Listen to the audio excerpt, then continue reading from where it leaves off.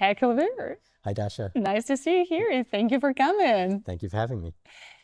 Before we start, I want to read something to you. And, it's very interesting because a lot of founders reach out to me and all of them mostly said the same things about you. So, one of the comment, he acts before the market, trusts before the metrics, and stays through the hard parts. So, when I interviewed you, I think 6 months ago for Forbes, founders were not just responding to, like in comments to the post, but they were reaching out to me directly saying, oh, he's so great. He's so helpful, especially when no one is watching. Why do you think they speak about you this way? Oh, well. Did. Um, Thank you. That's kind. I think my mindset as an investor has been like just help people. Like I've been there. And when I was starting out in my career as a founder, I had a lot of people help me. And I think it's kind of the beauty of the culture of Silicon Valley. So that's what I've tried to do. I started investing at the beginning of 2024. And Mhm. it was also, you know, strangely like kind of therapeutic. Like my startup journey, the pandemic impacted my last startup and it was hard. And so my sort of like rebound thing was, okay, I'm going to help the next generation of entrepreneurs. Um, and then I just loved it. And maybe it's also just my personality. Like I think I love problem solving. I love Mhm. helping. I love coaching. And then I also just worked really hard to, support these founders that let me invest in their companies. Yeah, so like most of them say that you're very reactive in the way that like if they have an issue, they can call you and you're always there. So I guess this is like probably your founder's background that helps you here, right? Yeah, I think being responsive is really important.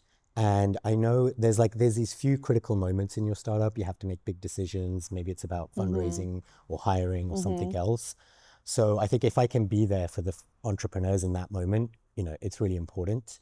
And I think there's also something about when you're early in your career, those people Mm-hmm. who help you right at the beginning, you always kind of like remember that and you're grateful for it, like before, you become famous or super successful. Yeah. So yeah, that's what I'm trying to do. Just, I think being responsive is an important attribute to being a good investor. Yeah, no, for sure. And I think you've been in the YC ecosystem for like almost 18 years. Yeah. And you were one of those founders who went through the O1 process, right? Back Okay. then, I guess Yeah. it was not that popular, and YC was not that popular. And you also started your first company with co-founders of Stripe, right? Patrick Yeah. and John Yeah. Collision, which is amazing. So I want to take you back to that time. So how Silicon Valley looked back that time? 2007. Um, How different? yeah, I think, wow, honestly, like very different. So we were in the fourth batch, Yeah. and I don't think YC, Y Combinator was as well known then as it is now. Obviously, it was just starting. The way I remember it, when I moved to San Francisco, it felt like there were maybe 500 people working on startups. The center of gravity was still like, I'm going to say the South Bay, Palo Alto, San Jose. Um, and if you would go out in San Francisco to like, I don't know, people would host these get-togethers, parties or Mm-hmm. bars, you would run into the same people over and over again. It was the time that, Facebook had really taken off. A lot of early Facebook people lived in the Mm-hmm. city and you would see them all over the place. Um, and I remember that period very fondly. Like there was this energy in the air. It was the year the iPhone came out of like, wow, the world is changing quickly. This is the epicenter of where it's going to change. Um, and then also, I think Y Combinator, one of the amazing things they did was, I'm going to say like they were for backing the underdogs, Mm-hmm. maybe people who didn't have a lot of experience, maybe people like me who didn't grow up here. Really? Um, yeah, and obviously engineers. I think back then the idea was like there were business people, MBAs that venture capitalists typically like to fund. And Paul Graham shifted that vibe to like, no, I want to invest in the young engineers, the hackers. Um, and so it was a great time to come out here. Um, and then, straight away, I think there was like Dropbox was one of the big hits. Airbnb emerged. There was Mm. Stripe, Twitter. Like when I moved out here, we originally worked in the Twitter office in South Park. Um, and now obviously it's transformed a lot. Like, the whole city feels like it's tech. I do think there are cycles. And I would say maybe last year, I felt like the beginning of the city went through stuff during the pandemic, but Oh, there was yeah. a fresh generation of people moving here, wanting to build, Yeah. driven by AI, and that energy came back. Um, so yeah, I feel like I've seen the cycles of San Francisco. Yeah, and I think you're right. Do you feel like everything moves from Palo Alto to the city itself? I don't understand, like, why? Do you know why? Do you know the answer? Yeah, I think like I want to say the young people wanted to live in San Francisco or the city. I mean, I remember Maybe. Y Combinator was based in Mountain View, and I Mm-hmm. think it was by design because there's not much happening there. And Paul Graham, he wanted you to focus on work. Um, and then, I mean, I grew up in London. I wanted to live in the city. A lot of other people wanted to live in the city. It's a city. There's a little bit more going on. Um, and so I think that was the shift. It's like the entrepreneurs wanted to live here and then they got their offices here, they Mm-hmm. hired here, and then it just took off in San Francisco. Yeah. Yeah, I feel like everything is here right now. And when people ask me, like, why don't you host more events in Palo Alto? I do sometimes, but it's actually like you get the best crowd, not the best, but like the biggest outreach is here. So, like, I feel like everyone is in the city and it makes me so Yeah. happy. And it feels like it really is the epicenter of the AI Yeah, revolution. exactly. Obviously, like OpenAI is here, and Yeah. in Hayes Valley, there's a cluster of people as well. So, yeah. Yeah, but you were, it's so funny in YC batch 4, number 4, Yeah. Yeah. like most of the founders that I meet right now, they're like winter 23, Yeah. summer 21. Yeah. So it was the fourth batch, and you started a company called Octomatic, right? Yeah. And then you sold it in a year. So I think it's pretty great success. So how, like, what did this early success teach you, and what were you not prepared for? Yeah. So I think like just to recap my journey, I started something at Oxford as an undergrad, 2004. And Okay. my co-founders were my cousin Harj Tagger and Tom Blomfield, who later started Monzo. We worked on that startup in London for a couple of years before we got into YC. So by the time I sold the company, it'd been 4 years. And then we joined forces with Patrick and John once we came out to San Francisco. Um, you know, I think like that idea, we were focused a little bit more on e-commerce and how the world was changing. Mm-hmm. The idea was similar to Shopify, but we should have Oh, built Shopify. We were building yeah. it on the eBay platform. I think like what did I learn from that? I mean, the truth is, my goal wasn't to sell Yeah. the company. I wanted to build a massive company. Mm-hmm. But at that time, that felt like a good deal for everyone involved, our investors who'd been with us on the journey. It was tough. Like that was when I first realized how hard startups are. We were 5 guys living in a 2-bedroom apartment, Ooh. getting by on like, I'm going to say, it was like $2.50 bagels from Crossroads Cafe. Yeah. And then, we got this offer and we're like, we think this is a good deal. We've worked really hard. We've created something of value that somebody wants. Um, so yeah, I think it maybe just taught me a little bit of like how the value works. People investing in you, how you can quickly create products and scale them. And then what was the second part of the Yeah, question? what were you not prepared for? Something that like hit you really strong. With the exit specifically? Exit or just in general, this experience of growing a company and selling it later. Yeah, I mean, when we were selling the company, we encountered corp dev people and we were talking to like large other, like Mm-hmm. Facebook was the other buyer at the table. Oh, And to be honest, like we were just not prepared for like how these negotiations go. Like we were winging it. We didn't really know what we were doing.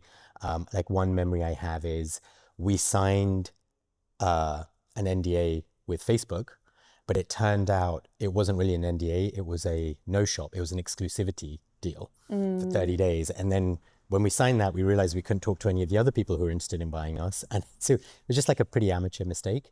yeah. Um, and then I think as well, like, that was when got a bit of money Yeah. and um,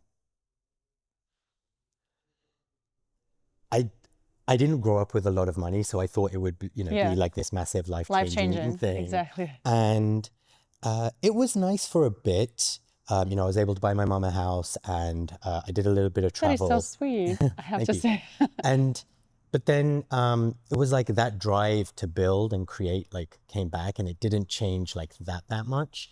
Um, and I also think the interesting thing was after a bit of time elapsed, I Mm-hmm. sort of forgot how hard the startup was.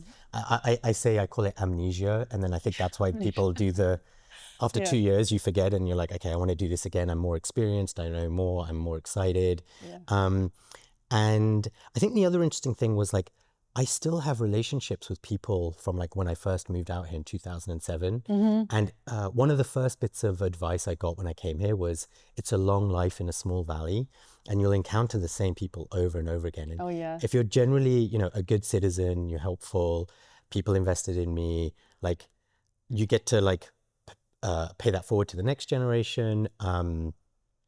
And I still have relationships with people that I met that many years ago. I guess that's what we call Silicon Valley culture. Yeah, yeah, Yeah, no, 100%. And then you're twice YC founder, right? yeah, So in 2015, you're going back to YC and with another company, yeah, Zeus, right? yeah, And you scale it to 450 million yeah, in revenue, which yeah, is amazing. yeah, So can you share a little bit more? What is the most challenging part about scaling company to this size? yeah. I think looking back, it's interesting. I feel like there's phases of your startup. It's like originally you and your co-founders, Mm-hmm. maybe two or three of us. There were three of us for Zeus. Then you hire the early team, maybe the first 10 to Yeah. 15 people, and then the startup looks a bit different then. The culture changes a little bit. It's now the culture of that first group of people.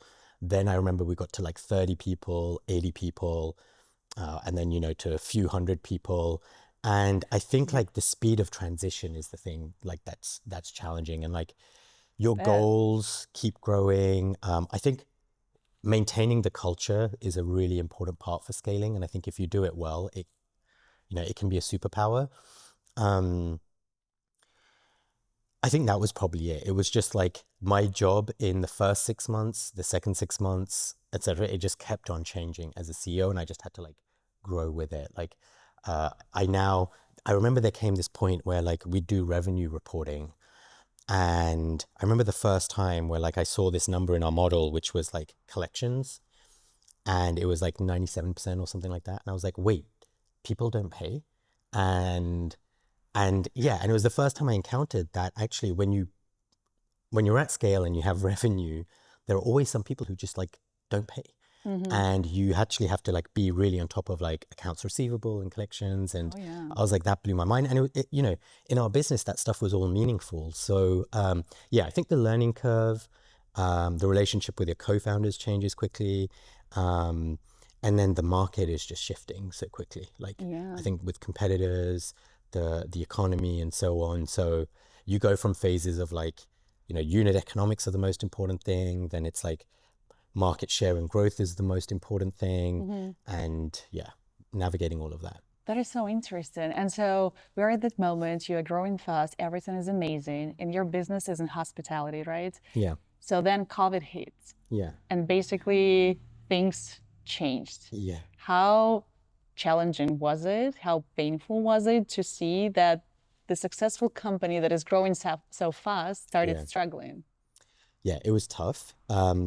Yeah, so I can share. Like we did 1 million revenue in our first year. Then I think we went to five. Then we went to 15. Then 65. Then we were on track to do 120 when the pandemic hit. And I think that year we ended up it was like around 80 or 90 million. And 2019, we raised a $55 million Series B. Airbnb invested in us. They wrote the largest check. Mm-hmm. And we were just like planning to double every single year and, hopefully go IPO. And then when the pandemic hit, travel stopped. And it was right before the summer.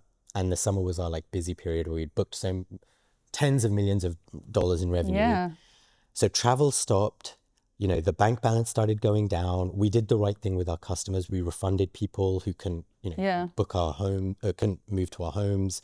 Um, and it was also that transition, like we had a very strong office culture, in-person culture, and then all of a sudden everyone's mm, remote, everything's on Zoom. I was fundraising at the time, And then there was just the added stress of like, what is this pandemic? Like, is it going to kill everyone? Yeah, I And remember that was how do you terrible. survive? Like, you remember like that feeling of like they were saying, oh, you have to like wipe your groceries down and I stuff like did. that. They didn't know how the thing was transmitted. So it was a really, really tough time. And to be honest, I'm only just starting to like process it, where you know your revenue graph is like this, and then it starts going like this, and we had to do layoffs.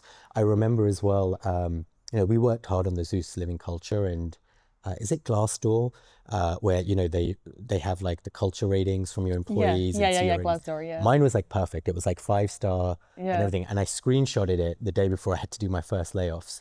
And then, you know, just saw all like this amazing thing that we'd built and put my heart and soul into, just felt like overnight it was getting like destroyed. And I remember one night going to bed being like, Kulveer, just face the reality. It's over. Like this isn't gonna work now. And like feeling really sad and like almost like grief.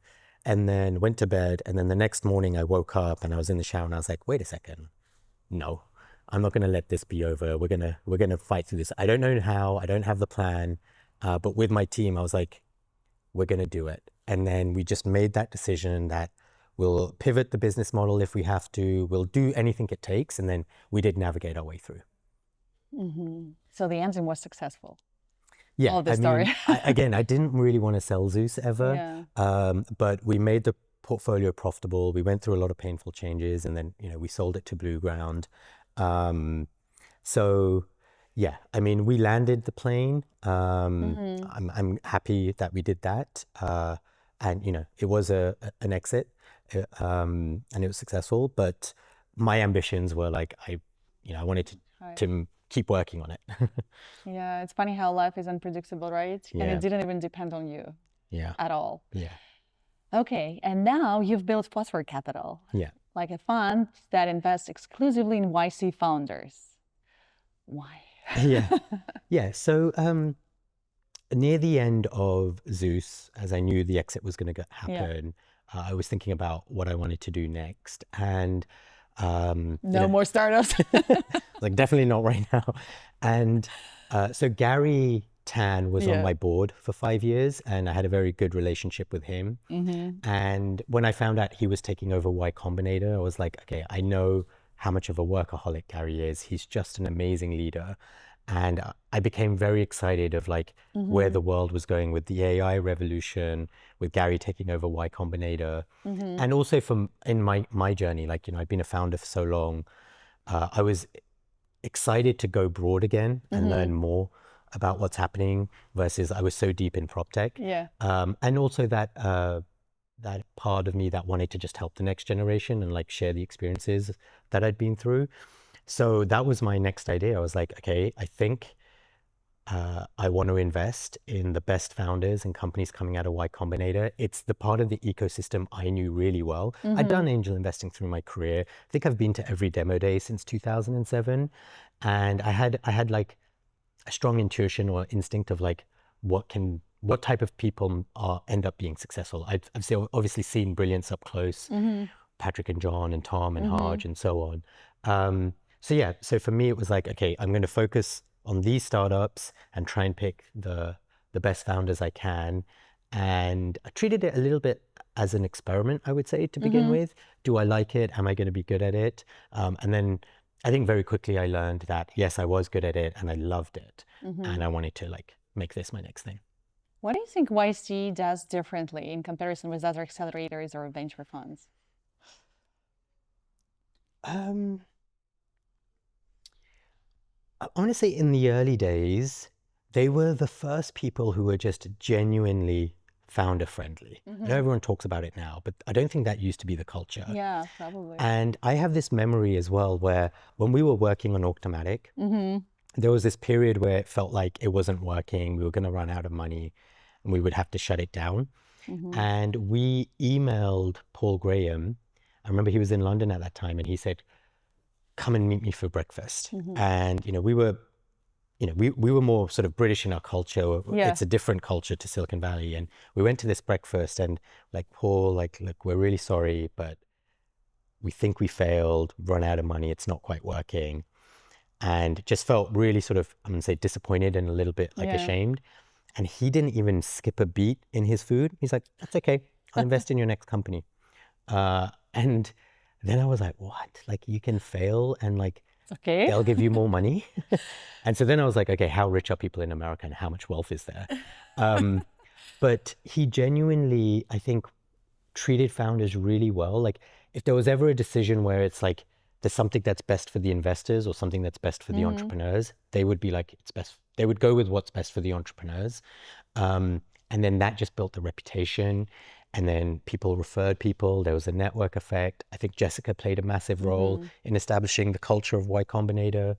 Um, and then, you know, Paul Graham's essays, like his relationships with the people he could bring in, like, yeah, I think, I don't know, there was something special about what they created and the culture and then the people, and it's just like kept growing. Yeah. Yeah, interesting. And you know, you told me once that hyperspeed matters and that what defines a great company from an average one. So I want to ask you more about what is this hyperspeed, and throughout the 3 months, this is the duration of the YC program, right? One cohort. What signals do you see in founders that tell you, oh, this is the one. This is the company I want to invest Yeah. in? Yeah. Good question. Yeah. I think, so again, when I was getting into this investing game, I asked myself, like, all of the amazing generational companies that have come out of Y Combinator, what did they look like at the 3 month mark? And Yeah. I just went through them bit by, like, there's obviously Stripe, Airbnb, Coinbase, DoorDash, so many brilliant Yeah. companies. And I landed on like two attributes or like two necessary conditions. The first one was what you're referring to. Yeah. I called it like being high output. Yeah. And there was just a sense in those 3 months, there are certain founding teams that every single week just make progress. So, you know, Y Combinator used to have the weekly dinners, and you would come to this dinner. And in the early days, it was like, honestly, you would open up your laptop and just show Paul Graham like the Yeah. progress you've made. Yeah. And so I think there was this sense of like every week there were some founders that just solve the bottlenecks that were in front of them. Maybe they've built more features, they've got more customers, or they've refined their like thinking around the initial customers or the go-to-market. But there's just a sense of real forward momentum. So I think that was one thing I looked for. And, you know, my early questions are like, honestly, it was like, what have you got done since the batch has started? What has your focus been on week to week? Like, paint that picture for me. And then the second thing was, I'm going to say the degree of customer obsession. Like, I think that shows up in the quality of the user experience that they create. You know, I would try out the products, the responsiveness to like fixing bugs or support issues. Yeah. Honestly, even how committed they are to meeting their users in person, like flying to meet them if that, you know, sitting in the office with them, that level of bandwidth. And I think if you had those two attributes, you work, you're high output and you really care about your customers, like I think generally good things will happen. And so, and then of course, like when you meet the founders, you meet somewhere like they've just got that momentum. They're doing, I don't know, hundreds of sales calls. They're closing contracts. You know, they're fixing bugs. They're doing like, you know, lots of onboardings, etc. And so, Yeah. I think those are the two things I look for.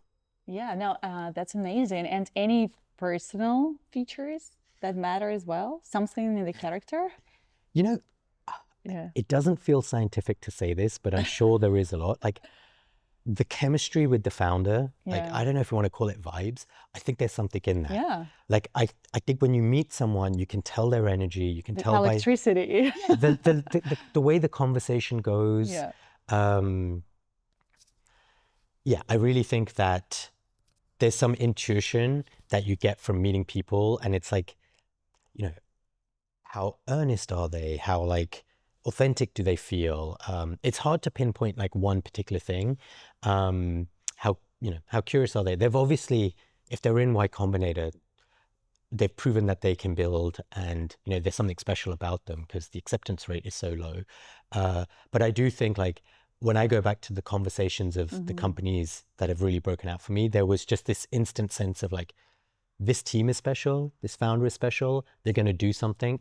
And I contrast that to like maybe focusing too much on what the idea is right now, like that they're working on.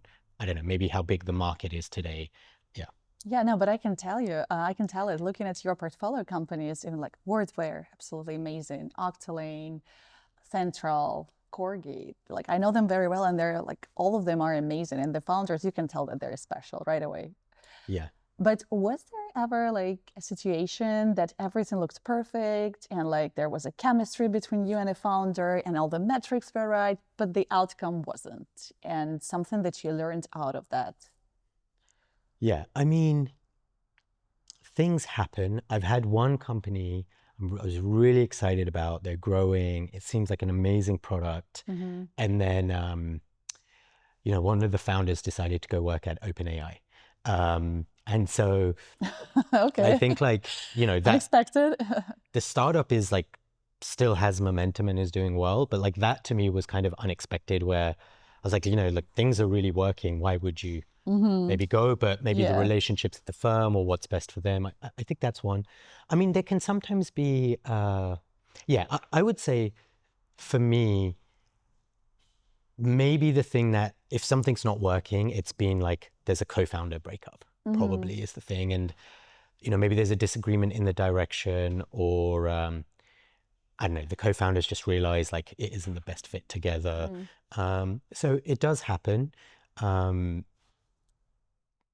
I guess it's normal, probably. yeah, yeah. Or it's like, they work really hard on the product, but they realize once they've got into the meat of it a little bit more that like there's some reason why this approach isn't the right one or doesn't work. Mm-hmm. And then, they want to pivot. But, one of my uh, very successful companies, Delve, it was so interesting because they got some early traction during YC. Mm-hmm. And then I think as the batch ended, they realized that that approach wasn't the best. So then they tried a second approach after YC ended. And I think they got to pretty decent level of traction and like I think a million ARR. And then they also realized that that wasn't the right approach. So then they Okay. went back to the beginning and they started the third thing, and that third thing like took off.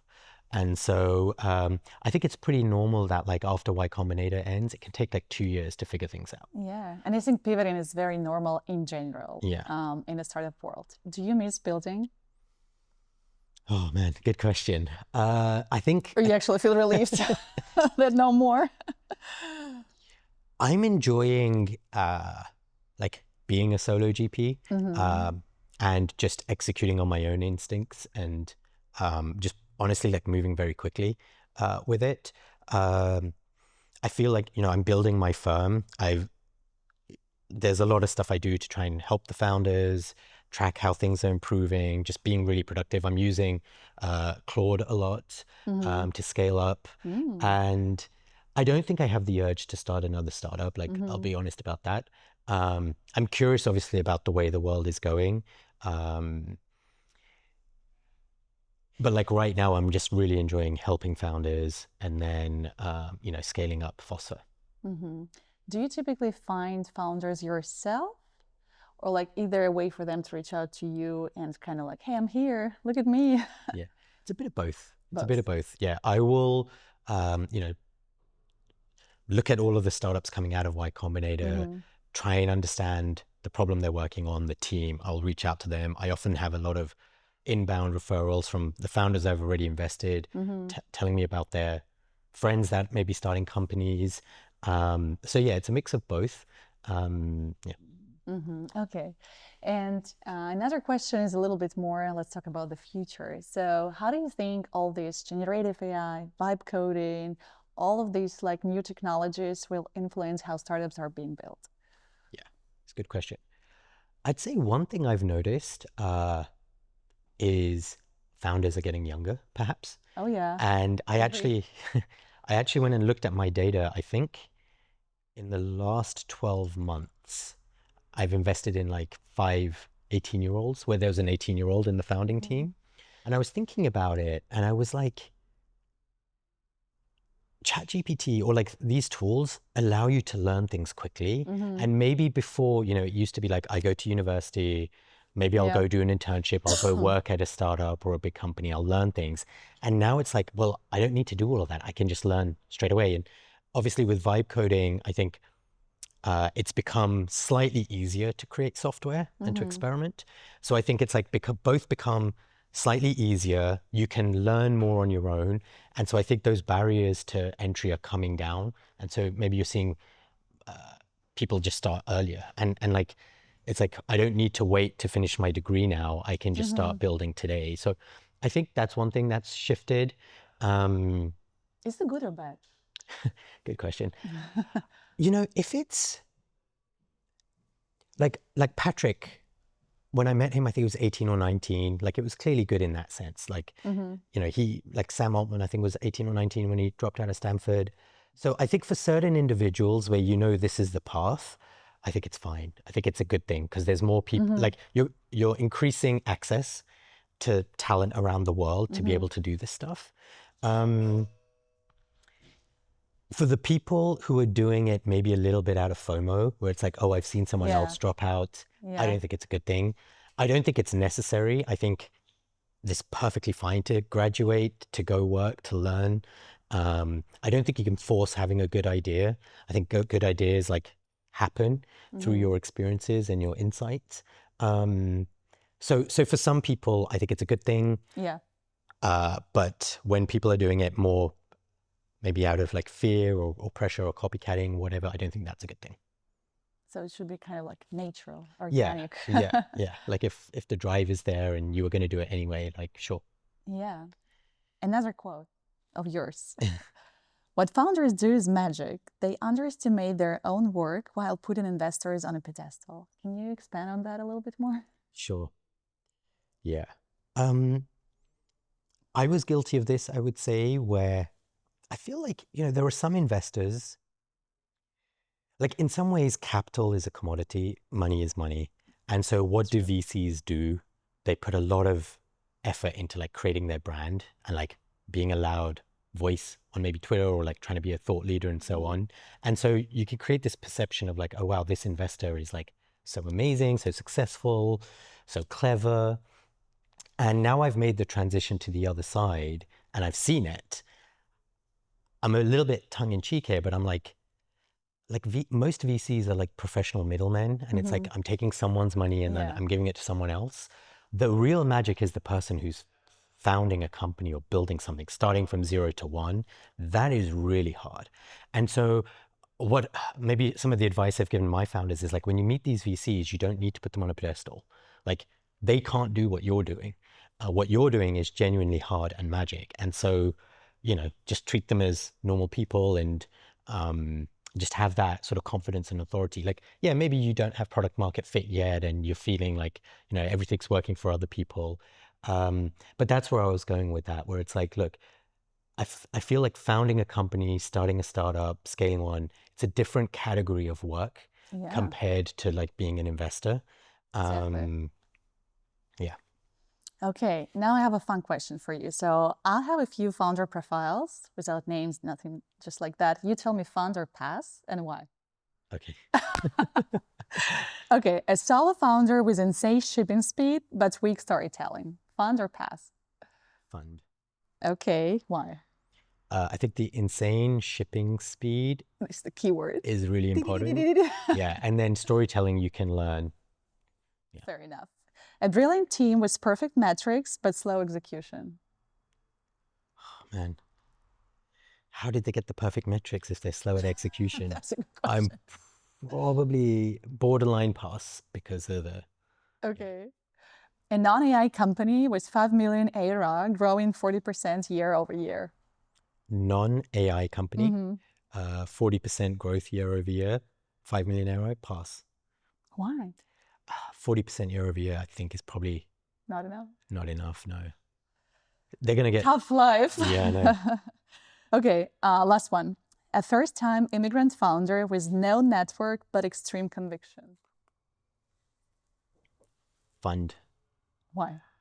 I think that conviction, whatever is driving it, is probably something special and like you want to back it. And I think, again, the beauty of Silicon Valley is you can come here with no network, but in 3 months you can know everybody. And if you're like building something. So true. Yeah. So, yeah. Okay, the last one. Your wish for 2026. Ooh. personal, work related, doesn't really matter. I have no wishes. I got two. Raise my next fund and England win the World Cup. Yay, that is so good. Okay, high five. That Thanks, was Dasha. great. Thanks.